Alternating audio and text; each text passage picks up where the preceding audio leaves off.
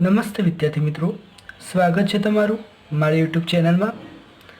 આડતમાલના હિસાબોની અંદર આપણે કુલ 8 ભાગ જોઈ ગયા છીએ। હવે આપણે આડતમાલના 9મો ભાગ જોઈએ।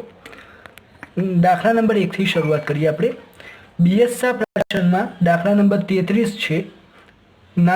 રકમ તમારે મેળવી લેવી।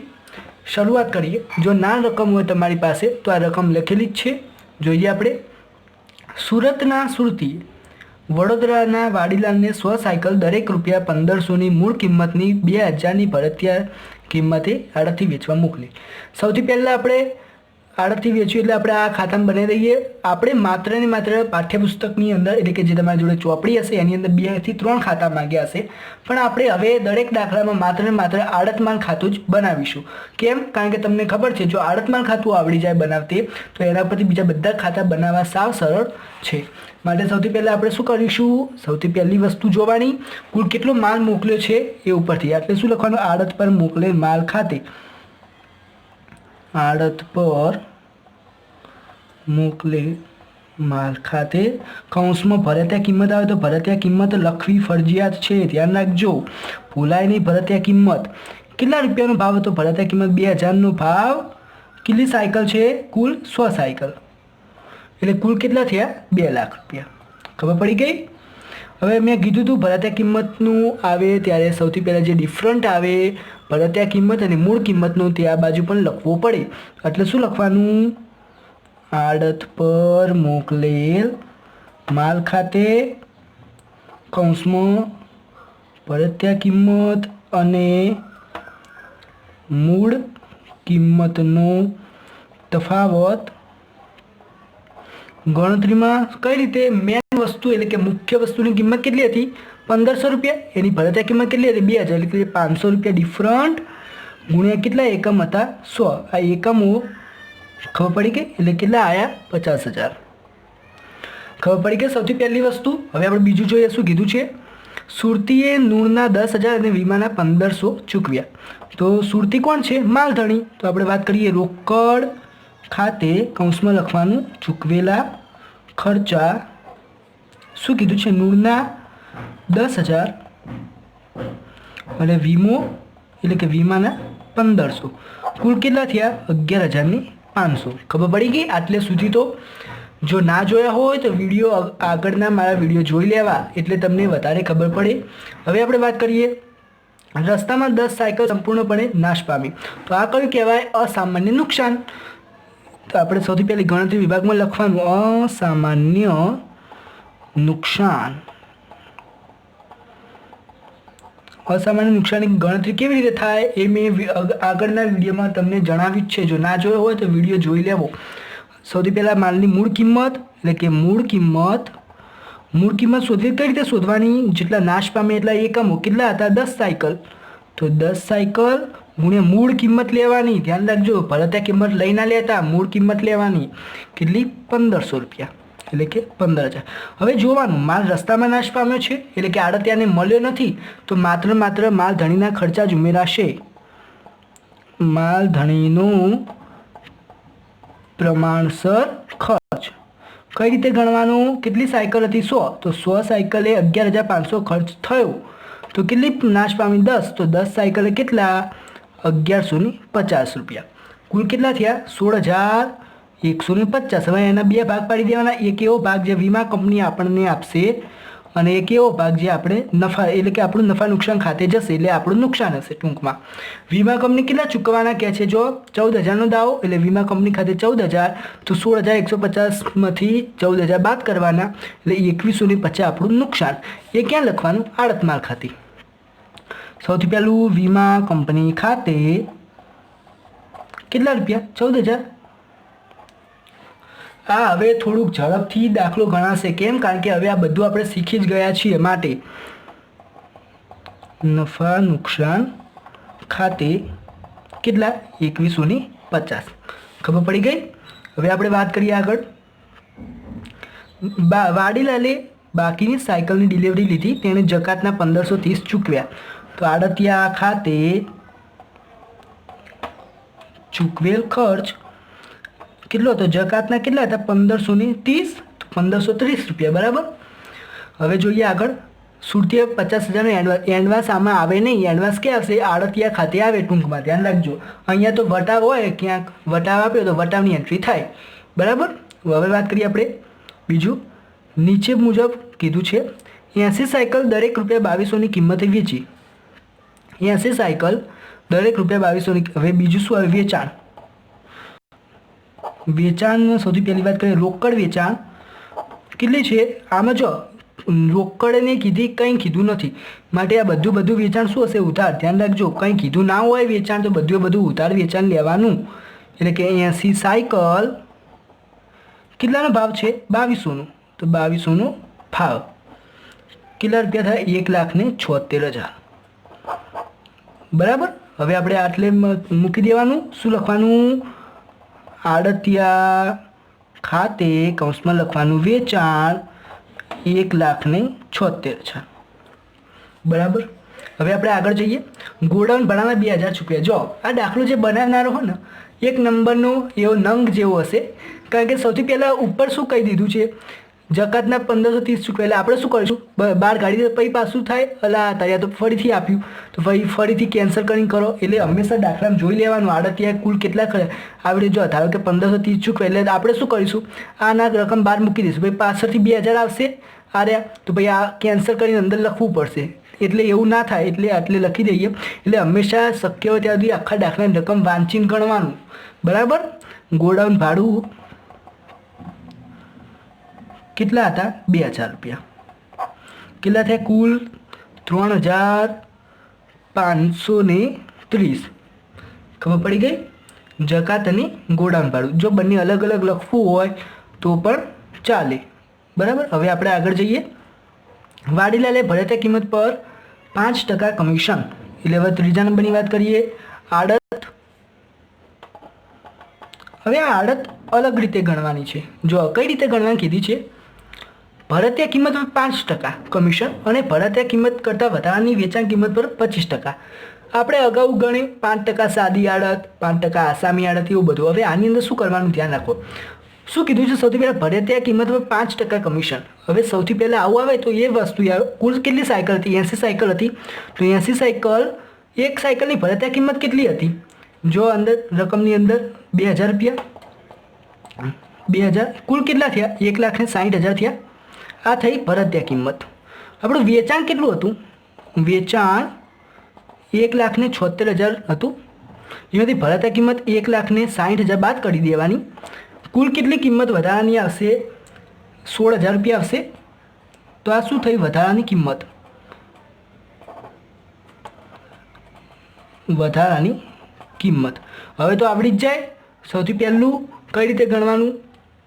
શું કીધું છે? હવે જો ભળતિયા કિંમત 5%, એટલે ભળતિયા કિંમત 1,60,000. તો 1,60,000 ઉપર 5% એટલે કે 5/100 કેટલા રૂપિયા થયા? 8,000.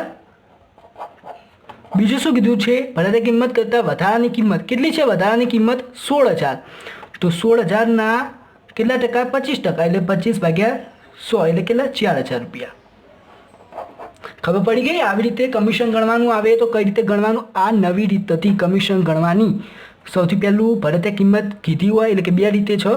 એ કીધું ભળતિયા કિંમત 5% અને ભળતિયા કિંમતની વધારાની કિંમત આવી હોય એટલે સૌથી પહેલાં કેટલું વેચાણ થયું એ ઉપરથી ગણવાનું. એની ભળતિયા કિંમત કુલ નક્કી કરવાની અને એમાંથી જે લીધી હોય એટલે કે 1,76,000 લીધી હતી, જે વધારાની કિંમત 16,000 આવી એ મૂકી દેવાની. બરાબર.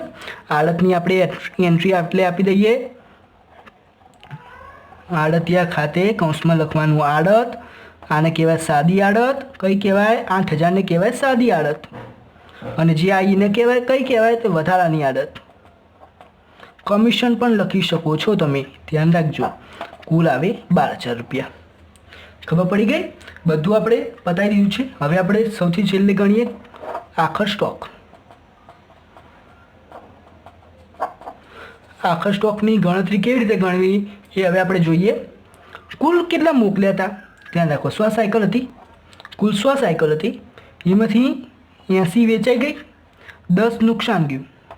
આ મોકલેલ, કુલ મોકલેલ. આ કઈ હતી? વેચાણ. અને આ કઈ હતી? નુકસાનવાળી, એટલે કે જે નાશ પામી હતી. કેટલી વધી આપણા જોડે? 10 કયો કહેવાય? સ્ટોક કહેવાય. ખબર પડી કે સ્ટોક કઈ રીતે ગણવાનું?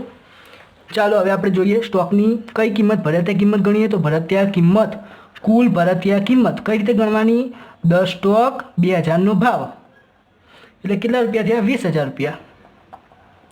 હવે પ્લસ માલધણીના પ્રમાણસર ખર્ચા. ખબર પડી ગઈ કઈ રીતે ગણાય? કેટલી સાયકલ હતી? 100 સાયકલે 11,500 ખર્ચ કર્યો તો 10 સાયકલે કેટલા થાય? 1150 પ્લસ આડતિયાના ખર્ચા, પ્રમાણસર ખર્ચા. ધ્યાન રાખજો કઈ રીતે. હવે ત્યાંનો આડતિયાના પ્રમાણસર ખર્ચામાં એને જેટલા મળ્યા છે એટલા જ એકમો ગણાય. એને કેટલા એકમ મળ્યા છે? 90.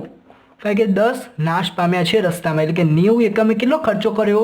જો કયું લેવાનું? જકાત લેવાનું. ગોડાઉન ભાડું નહીં લેવાનું. કેમ? કારણ કે બિન આવર્તક છે માટે. તો જકાત 1530 તો 10 એકમે કેટલા? તો 10 એકમે આવશે 170. આ બધાનો સરવાળો 20,000, 1150 અને 170 એટલે કે 21,320 રૂપિયા. આ આપણો આખા સ્ટોકની ભરતિયા કિંમત થઈ. આખા સ્ટોકની ભરતિયા કિંમત. હવે મેં કીધું તું આ આવે તો એની સાથે બીજું શું આવે? આખા સ્ટોક અનામત. તો આખા સ્ટોક અનામત આ કઈ રીતે ગણવાનું? મૂળ કિંમત કેટલી હતી? 1500. ભરતિયા કિંમત 2000 એટલે ડિફરન્ટ આવે 500 એટલે કે 500 ડિફરન્ટ લેવાનું. અને કેટલા એકમ વધ્યા હતા? 10 એકમ. તો આજે 5000 આવી આખા સ્ટોક અનામત. ખબર પડી ગઈ? હવે તો આવડી જ જાય. આપણે લખી દઈએ આખા સ્ટોક અનામત ખાતે કૌંસમાં શું લખવાનું? ભરતિયા કિંમત અને મૂળ કિંમતનો તફાવત કેટલા રૂપિયા? 5000. અને એટલે શું આવશે? આખા સ્ટોક કેટલો છે? 21,320 રૂપિયા. આ બધાનો સરવાળો કરીએ કારણ કે હવે કંઈ નવું દેખાતું નથી. તો સરવાળો થશે 2,63,470 રૂપિયા. આ બાજુ પણ 2,63,470 રૂપિયા. આ બધી એન્ટ્રીઓ બાદ કરીએ તો 31,440 રૂપિયા. આ શું થયું? આપણું આખા સ્ટોકનો નફો. આખા સ્ટોકનો નફો કેટલો થયો? 31,440 રૂપિયા. આ ક્યાં જશે? સામાન્ય નફા નુકસાન ખાતે. હવે તમને પ્રશ્ન થાય સામાન્ય નફા નુકસાન ખાતું એટલે કયું? તો આપણે જે નફા નુકસાન ખાતું પહેલેથી જ બનાવતા આવ્યા છીએ એને જ કહેવાય સામાન્ય નફા નુકસાન ખાતું. ધ્યાન રાખજો આ દાખલાની અંદર આપણે ગણી ગયા એવો જ છે. નવો શું છે? ખાલી આડત કઈ રીતે ગણવાની એ બસ, બીજું કંઈ નવું નથી. એટલે આડતની ગણતરી જોઈ લઈશું. હવે આપણે દાખલા નંબર 2 લઈએ. બીએસઆ પ્રકાશનની અંદર દાખલા નંબર 26. રકમ એની જ છે, માત્ર એક નામ બદલ્યું છે. માલધણીનું નામ અંદર આપ્યું હતું ઇન્દુ, પરંતુ આપણે એની અંદર ઇન્દુના બદલે પૂજા લીધું છે. હવે આપણે વાત કરીએ 1 ફેબ્રુઆરી 2010ના રોજ પૂજાએ દરેક રૂપિયા 100ની પડતર કિંમતના 1000 રેડિયો, ધ્યાન રાખજો, દરેક રૂપિયા 150ની ભરતિયા કિંમતથી કીર્તિને વેચવા મોકલ્યા. સૌથી પહેલાં આપણે શું કરીશું? વેચવા મોકલે એટલે એની એન્ટ્રી આપી દઈએ. શું આવશે? આડત માલ ખાતાની અંદર આડત માલ ખાતું. મેં અગાઉ પણ કીધું હતું આપણે માત્ર ને માત્ર આડત માલ ખાતું દોરીશું. બીજા બધા ખાતા તમારે જાતે ઘરે શીખી લેવા. જેમ બને તેમ પ્રેક્ટિસ વધારે કરજો. હવે આપણે જોઈએ શું કરવાનું. સૌથી પહેલું આડત માલ ખાતું શું લખવાનું? એટલે આડત પર મોકલેલ માલ ખાતે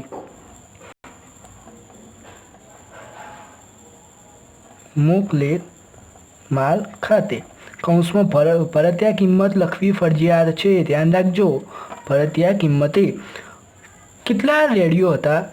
રેડિયોની સંખ્યા હતી 1000 નંગ.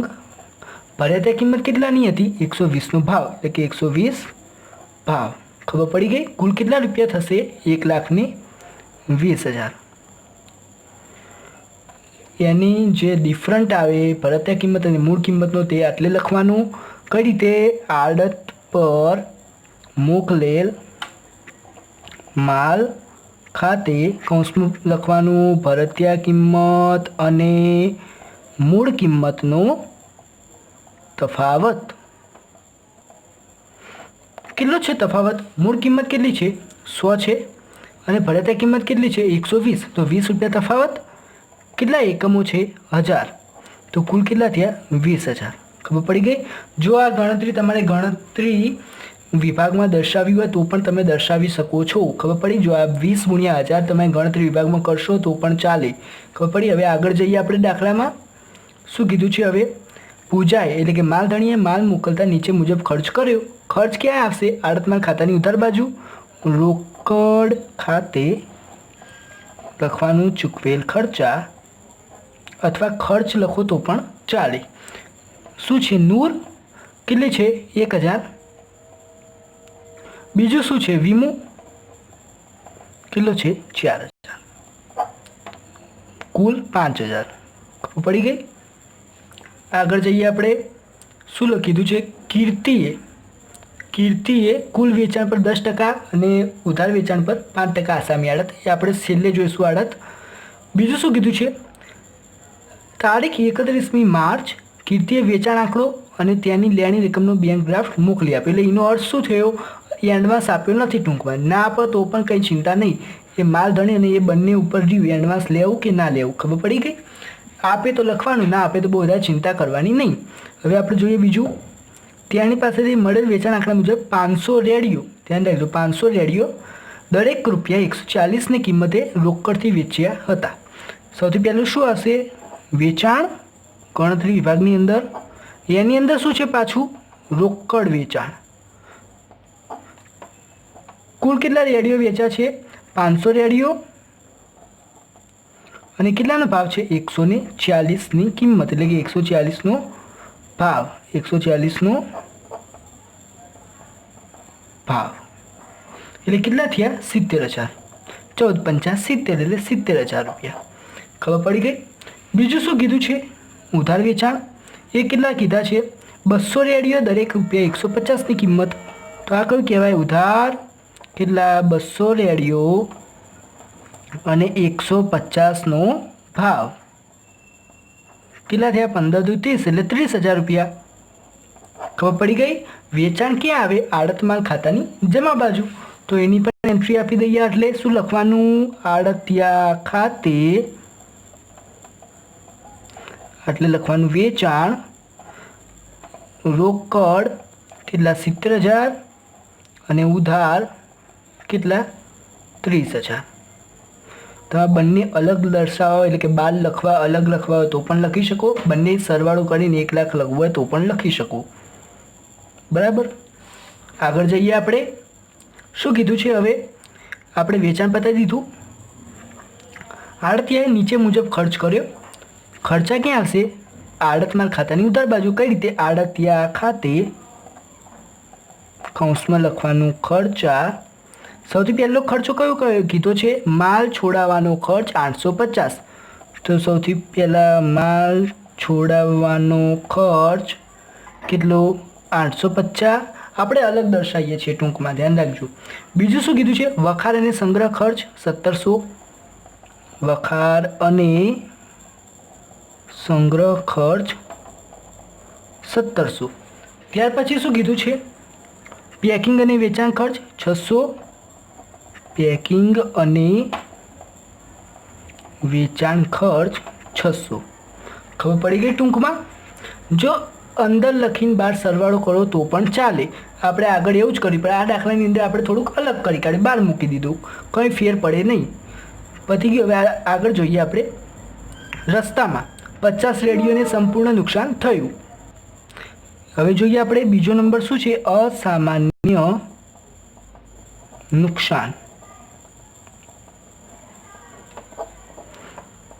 સૌથી પહેલાં અસામાન્ય નુકસાન ગણવું તો શું જોઈએ? સૌથી પહેલાં મૂળ કિંમત.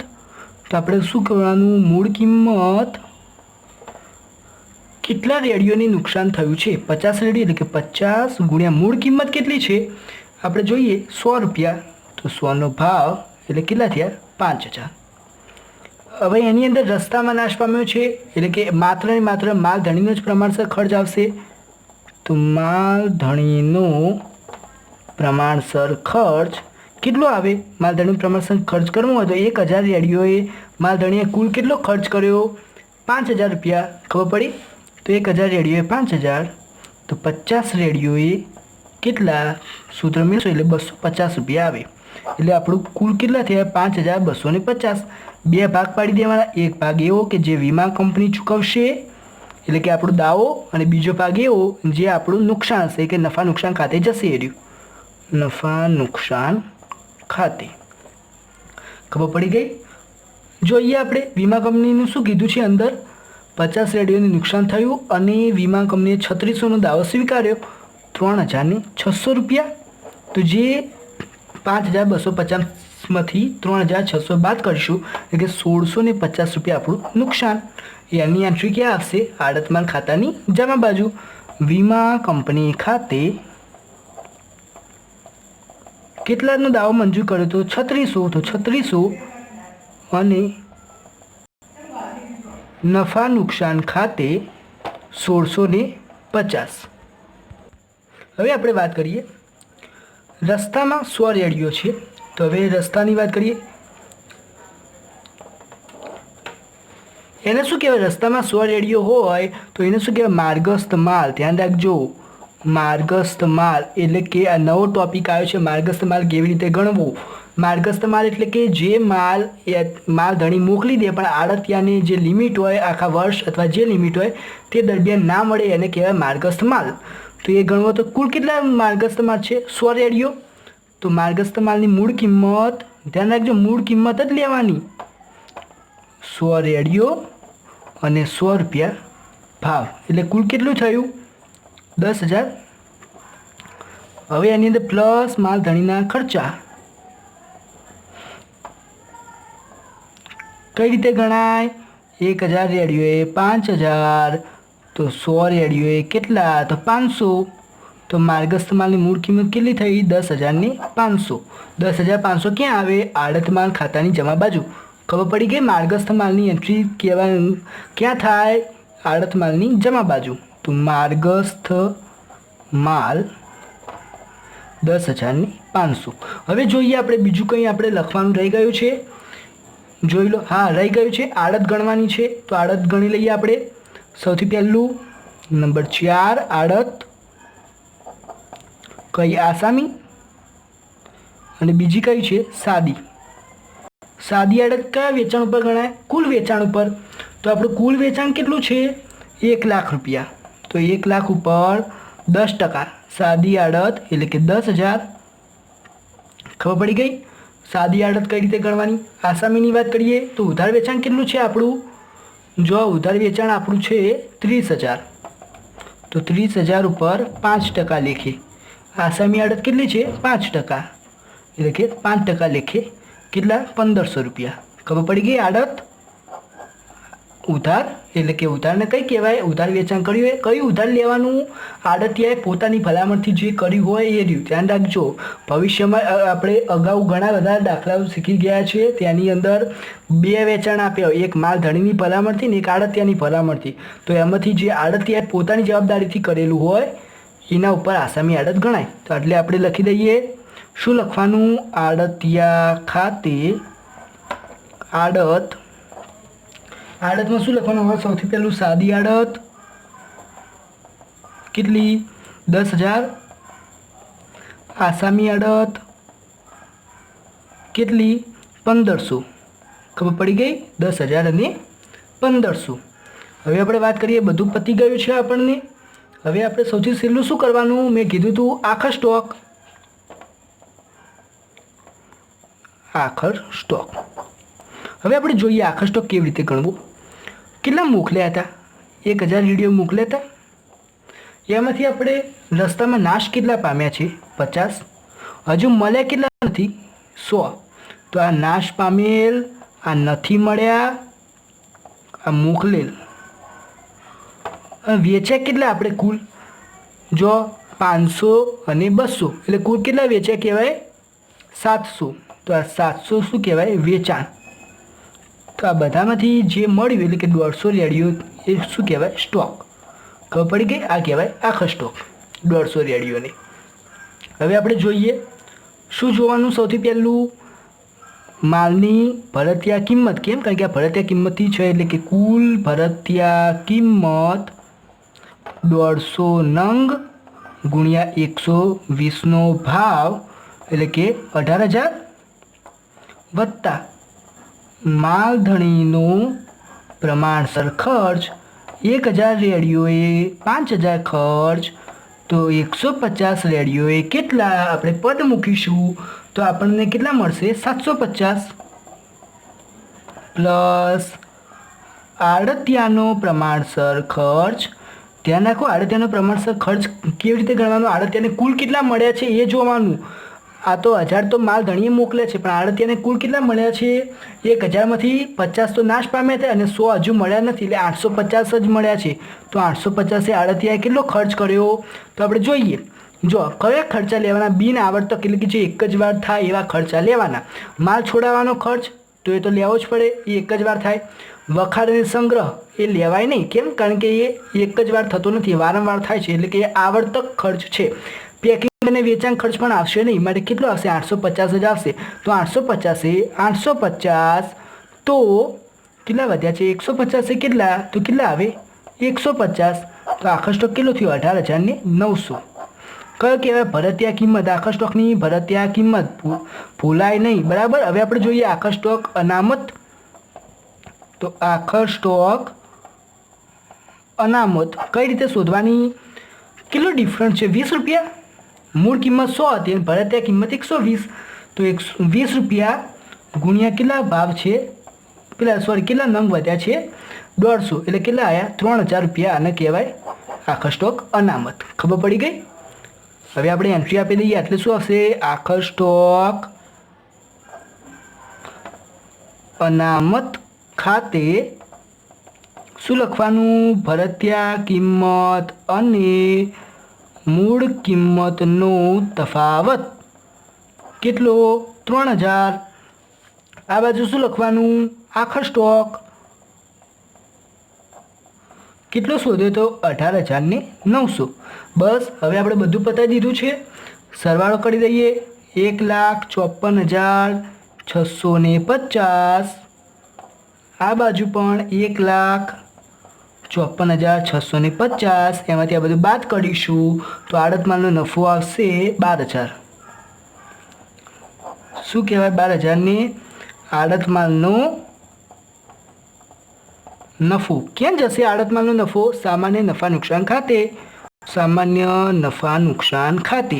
ધ્યાન રાખજો આ દાખલાની અંદર બીજું કંઈ નથી, ખાલી એક જ નવું છે જે છે માર્ગસ્થ માલ. માર્ગસ્થ માલ આવે એટલે એનો અર્થ શું કહેવાય સિમ્પલ, હજુ આડતિયાને મળ્યો નથી, એટલે કે ત્યાંથી નીકળી ગયો છે પણ હજુ આપણને મળ્યો નથી, એને કહેવાય માર્ગસ્થ માલ, બરાબર. હવે મેન વસ્તુ એ કે આ દાખલો ગણવામાં કોઈ લોકોને અક્ષર વાંચવામાં ઘણી બધી તકલીફો પડતી હશે, થોડીક સહન કરી લેજો, બરાબર. હવે આપણે આગળના વિડીયોમાં મળીશું.